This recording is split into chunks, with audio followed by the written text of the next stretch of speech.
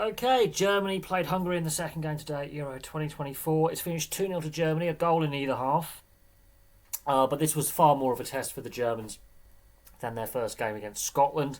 The Hungarians can feel themselves unlucky not to have scored in this game, although in the second half they were significantly second best, and it was very, very obvious the Germans had gained control of the game and sucked the life out of Hungary a little bit.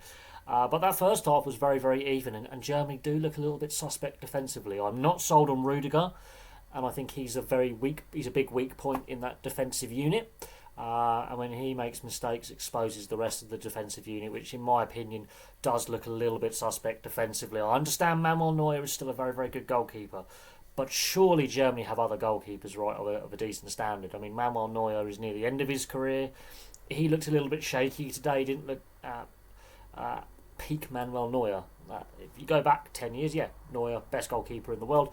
He's not on that level anymore. He looked a little bit nervy, putting rebounds in dangerous positions when he could catch the ball. So, bear in mind, he has bailed them out within the first 20-odd seconds. He has made a few good saves, but I'm just not sold on that German defensive unit. Scotland didn't test them.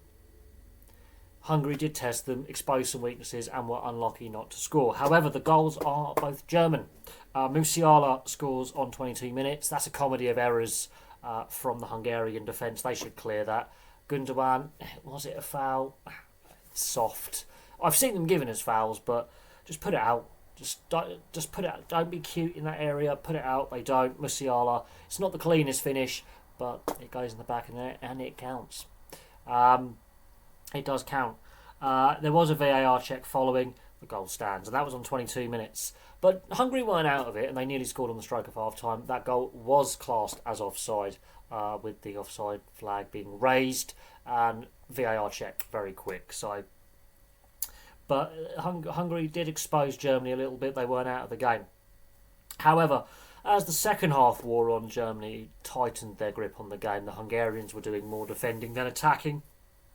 And then Gundogan gets his goal in 67 minutes. Captain's knock. Very important goal. And that settled the German nerves a little bit and cemented their hold on the game. That was on 67 minutes. They just sucked the life out of the Hungarians a little bit. Now, the Hungary aren't out of this tournament. And the way they played in that first half, I do worry for Scotland. But we don't know how Scotland are going to do against Switzerland in the final game of the day. But the Germans guaranteed into the next round now, which as hosts is, I think, important for the tournament. This is a young, exciting team with a few veteran players in there, but I am not sold on this German side defensively. Hungary did expose them a little bit defensively. Rudiger, for me, is their weak link, and when he gets exposed, the rest of the defensive unit gets exposed, and they just look a little bit shaky, and Neuer's not giving me the biggest sense of confidence. He's always had a mistake in him, but he just looks a little bit nervy at the moment. So we'll see how that plays out. But Germany, solid, important win. They continue to score. Musiala, the Hungarians couldn't handle him. Musiala, I think, has been a find for this German side. Germany's gain is England's loss, obviously, because he was also eligible for England. You know, he obviously chose to go with Germany. Obviously, he's playing regularly with Bayern as well, developing really well as a player.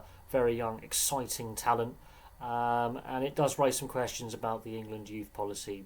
We've seen several high-profile players now who could have represented England, represent other countries. So some questions do need to be asked about St George's Park and the FA and why these players are suddenly deciding to switch their allegiance when they hit the age of 18 and therefore are eligible for senior selection, or 16, because we've seen a 16-year-old play for Spain, but when they do decide to switch that allegiance, England's loss is Germany's gain there, and he was brilliant, very energetic, real difficult to deal with in the box and in the wide areas, good movement, and he works well with Wirtz, and when Füllkrug came on as well, he works well with the other forwards that Germany have, creating space for them, and vice versa, they create space for him. So they've got a very, very good attacking unit with this German side. So there we go. There's my thoughts on the game. Hungary can feel hard done by. They didn't get that equaliser in the first half. They were pushing for it, but the second half they just ran out of steam a little bit. But they're not out of it yet. But for me, for now, thank you very much for watching. Place your thoughts in the comments section below. and I will have some more content for you guys very, very soon.